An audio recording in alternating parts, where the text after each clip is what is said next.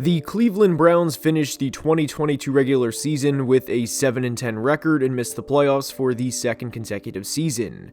And given the situation they had entering the year, with their quarterback not being able to play until week 13, making the playoffs in the 2022 season was always going to be a tall order, especially in the AFC.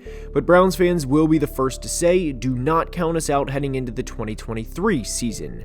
And if you take a look back at some of their losses from last year, such as losing to the Jets, who were led by a 37-year-old Joe Flacco, and knowing the team's previous defensive coordinator in Joe Woods is no longer a part of the team, gives you reason to believe the Browns will not lose games like this year. Cleveland finished 18th in points per game offensively and 20th in points per game defensively, and will certainly have their work cut out for them this year. And given their quarterback has a contract worth north of $200 million, a lot of their success relies on the performance of one man. And how will they do in 2023? Well, we're going to try and answer that in today's video. Now let's begin.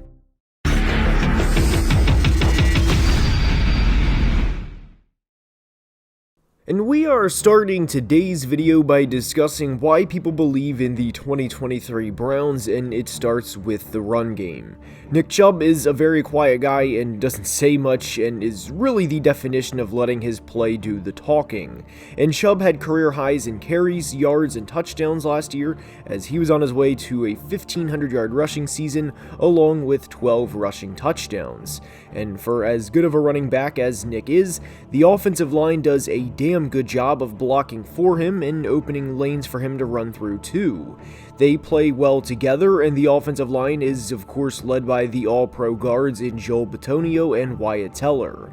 And whether the quarterback is Jacoby Brissett like it was for the majority of the 2022 season, or Deshaun Watson, a good run game is a quarterback's best friend, and Cleveland finished 6th in the NFL in rushing yards as a team last year, and 6th in rushing touchdowns.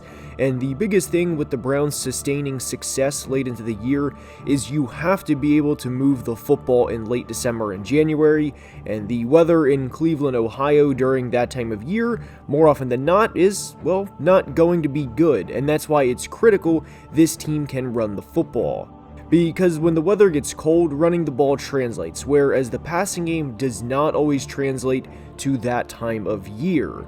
And when they played the Saints last year on Christmas Eve, this is the type of game I'm talking about, and why having a good run game means so much to the Browns. It was 6 degrees with 25-mile-an-hour plus winds, and it was an ugly, ugly game. And in these conditions, you're not going to throw the football well. Period.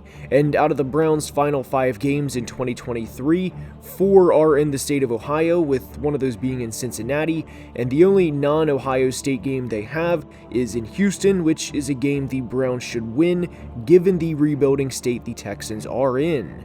So if Cleveland can run the football down teams' throats with both Nick Chubb and Jerome Ford while playing turnover-free football, that alone will significantly increase their chances of winning in a big way.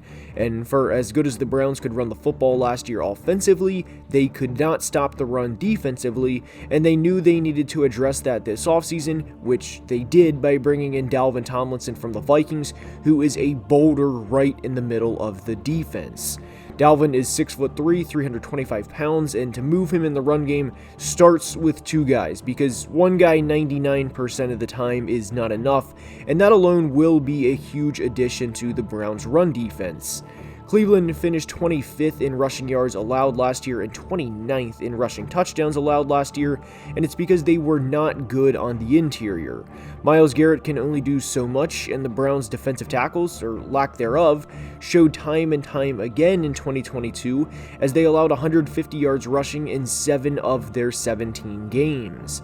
And they also drafted Siaki Ika from Baylor, who is north of 350 pounds, and granted, he probably will never have a huge impact on the stat sheet, at least individually speaking, but putting him on in early downs along with Dalvin Tomlinson will help shore up this run defense. And if you have 690 pounds of beef right in the middle of the defense, good luck running up the middle against these guys. If everyone along the defensive line stays healthy this year, I would be very surprised surprised if the Browns' run defense doesn't finish top 15, which would be a 10-spot improvement from 2022 to 2023. And if the Browns are going to take a step this year, which is entirely possible by the way, they're going to need to be better in close games, which is something they struggled with early on in the 2022 season. We mentioned the Jets game earlier as they blew a 13-point lead in the final minutes of the game, but they started the year 2-5, and out of those 5 losses, 4 were by 1 score, and 4 of those losses were by a combined 9 points. And Browns fans believe Deshaun Watson will return to the player he was in 2020, as he was on his way to a 4,800-yard, 33-touchdown year in a season he would throw just 7 interceptions. And even without Deshaun last year, there were flashes that the Browns can be a playoff-caliber team if their quarterback can play at a higher level than both Deshaun and Jacoby did last year. They beat the Steelers on a Thursday night game in which the team ran for over 170 yards as a team, and who could forget the Bengals Monday night game in which the Browns would go on to win 32-13. That's the type of game Cleveland wants to play, not just from a result standpoint, as obviously that's the goal for every game, but with how they beat Cincy. They ran for 172 yards and 3 touchdowns as a team and held the ball for nearly 37 minutes. And when you can wear a team down and keep them honest when throwing the football, that's a goal entering every single week. But when the Browns need to throw the ball, remember, they can. And while I don't think the Browns have an elite receiving core, I am a fan of the receivers they have and what will be required from each guy. Amari Cooper quietly went for over 1,100 yards and 9 touchdowns with not great quarterback play last year, and Donovan Peoples-Jones had over 800 yards and is entering a contract year. David Njoku is a good tight end, and I think he is a player that's better than what the stat sheet shows, and if he played somewhere else, he would be putting up a lot better numbers than he currently is, which isn't a shot at anybody on the Browns coaching staff as much as it is to acknowledge they run the ball a lot, and their receivers and tight ends are not going to put up numbers like other guys in the division, like Jamar or Mark Andrews for example. I also like the addition of Elijah Moore as a pick swap landed the former Jet receiver. They also have young receivers I really liked in each of the past few drafts. In 2022 third-round pick David Bell, who had 24 receptions in his rookie season, and 2023 third-round pick Cedric Tillman from Tennessee. So again, while the Browns don't have any truly elite names at the receiver position, I don't think they're as bad as the position as some people like to make them out to be. And if Deshaun threw 33 touchdowns with the Texans back in 2020, why couldn't he throw 35 touchdowns in 2023 with the Browns, which would set the franchise record for touchdown passes, by the way? And within Cleveland's offense, whether it's discussing Nick Chubb, either of the all-pro guards, or Deshaun Watson for that matter, left tackle Jedrick Wills is entering a very pivotal year in his career. Cleveland exercised his 5th-year option for the 2024 season, and his time in Cleveland, at least from a long-term perspective, will rely a lot on his play this year. Jedrick is just 24 years old and could be the starting left tackle for the Browns for a very long time if he can get his level of play back to what it was during his rookie season. For reference, he allowed 20 pressures for the entirety of his rookie season on 545 pass blocking snaps, compared to allowing 41 pressures on 652 pass blocking snaps in 2022. That's a ginormous difference, and he also allowed 6 sacks and committed 10 penalties this past year too. Jed is a polarizing player to Browns fans because there are some fans that cannot stand him because of the poor play at times, where other fans give him a little bit of a pass because in reality, he's still a very young player in this league. And because of the long-term COVID implications, there have been draft prospects younger than Jed in every single draft since he was a rookie. So there's not going to be a player that is as young as Jed with as much NFL experience, not even close. And not only that, but where would you find the replacement for Jed without a first-round pick, which is currently in the hands of the Houston Texans? So for the Browns' 2023 season outlook, this is a very much now or never year for Jedrick, because if he plays well this year, then he will be rewarded with a long-term contract extension, the same way fellow 2020 draftee Andrew Thomas recently was of the New York Giants. The tone will be set with the Browns' 2023 season very early as they play 3 division games in their first 4 games of the year, and they open up against the Bengals, which will be one of the more difficult games they play all year, then go to Pittsburgh to play at Acrisure Stadium on Monday night, then come home to play Derrick Henry and DeAndre Hopkins and the Titans, then play Baltimore in Week 4. They have a Week 5 bye, which to me is an inconvenience for them having a bye so early in the year, but if there is anything to combat this, or to at least look on the positive side of things, they play the Jets on Thursday night in Week 17, which is a mini bye on the back end of that week.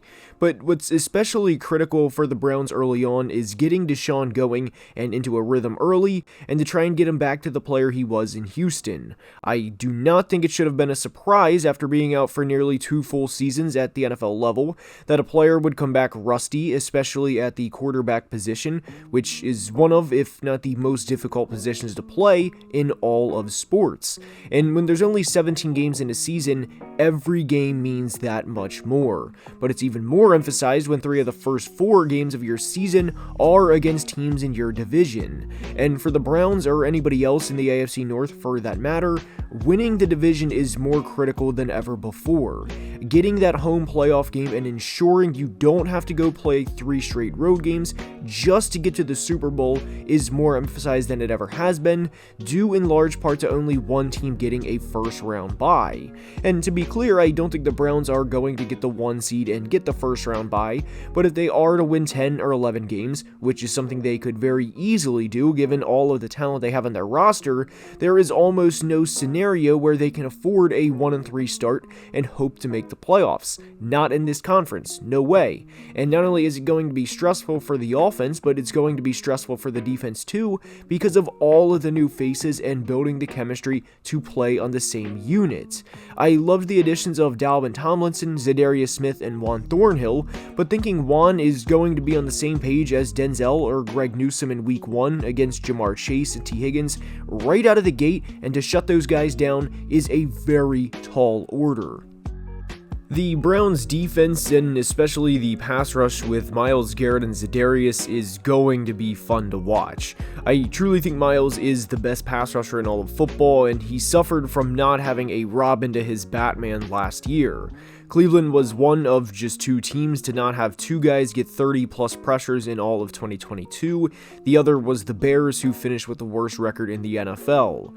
Defensive coordinator Jim Schwartz is more than ready to get his hands on Myles, and if he plays all 17 games, there's no reason Myles can't have an 18 or even 20 sack year if everything goes right. With Jim Schwartz and his defensive philosophy, everything starts up front.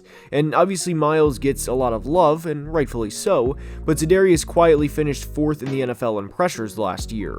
I also love the Browns linebacking unit with JOK and Anthony Walker, and think they will play very well behind the defensive line this year. Cleveland didn't have a lot last year outside of Myles defensively, but that changed in a big way this offseason. Joe Woods is gone and Jim Schwartz is in, and for as much as I think the Browns defense will improve this year, their season relies a lot on quarterback Deshaun Watson. The team MVP, breakout players, ceiling, and floor are on the screen, and I hope you enjoyed. And if you did, please like the video and subscribe, as it helps more than you know, and only about 29% of people watching are currently subscribed. So if you are enjoying, please help the channel, as it only takes a second to do. And until next time, please be safe and have a great day. Love you guys.